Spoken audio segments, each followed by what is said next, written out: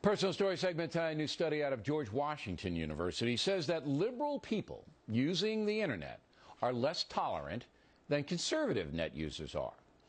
Also, 71% of Americans younger than 25 believe what they see on the net is as or more trustworthy than what they get from the mainstream media.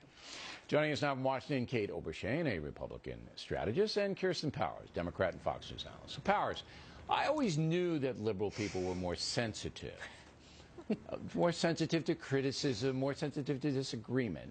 And according to the study, 22% of liberals have ended digital relationships, whatever they are, because somebody disagreed with them politically. For conservatives, the number is 15%. And you say? I have to say this actually jibes with sort of real life experience that I have found, especially as I came into more contact with conservatives as I got older, because I used to really live very much in a Democratic bubble when I worked in politics.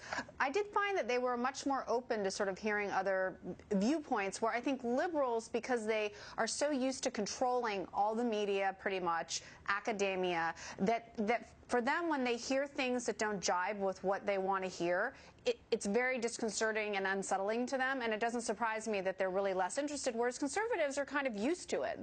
They've lived in a world where pretty much, the whole media has been sort of liberal. So they're used to the joust more than the yeah, I think that they don't. They just have they just sort of expect it, where the liberal is sort of taken aback because they feel like, what are you talking about? Everybody knows that what I think is right, and nobody thinks differently. And you say, Ms. Obenshain? Well, in a lot of ways, I agree with Kirsten. I think that liberals are less used to having to defend themselves. They get a pass, basically, when it comes to college universities, for instance. If you disagree with the liberal orthodoxy, you get slapped with violating the campus speech codes. They don't have to defend their liberal orthodoxy, and frankly, they're not able to. I really do think that liberalism is much harder to defend, and so when somebody does attack them, they pull out the name-calling, and when that doesn't work, they try to shut down the speech, fairness doctrine, speech codes. Yeah, but you've listened to some talk radio, so I don't think that's just on the left. I mean, But look, I'll just give you my POV on this.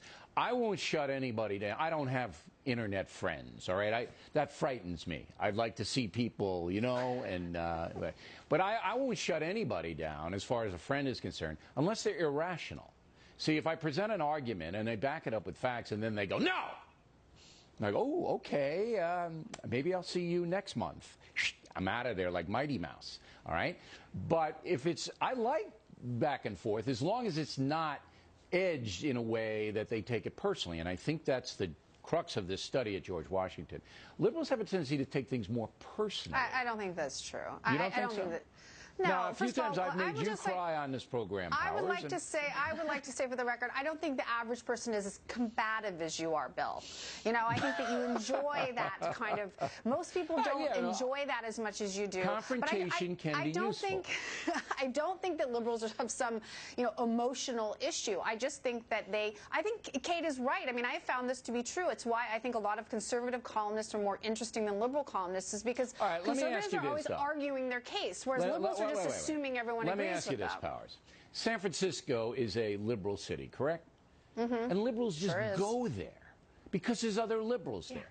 Can you name one American city where conservatives just go there beside the villages in Florida? And that's golf. What are you talking about? That's like the entire golf thing South. going on down there. But at the Upper West Side of Manhattan, Greenwich Village.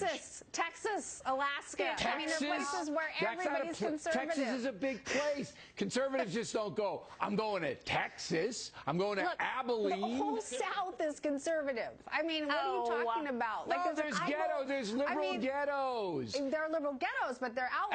But where's the conservative ghetto? I don't know where that is. They don't need a ghetto. They have the whole state of Texas, except for Austin. The whole state of Texas. I think you obviously haven't been to Dallas. All right, Kate, I'm giving you the last word. Why aren't there conservative ghettos? That's what I want to know. I don't think that there are conservative ghettos, because I do think conservatives love the vigorous back and forth of ideas because they know that their ideas win, whereas liberals have been conditioned to be a little bit more thin-skinned, and you've got a president president that every time Republicans disagree with them, he calls them haters of the middle class or wanting to drag women back to the 1950s instead of engaging in the actual ideas. Okay. Ladies, thanks very much. We appreciate it.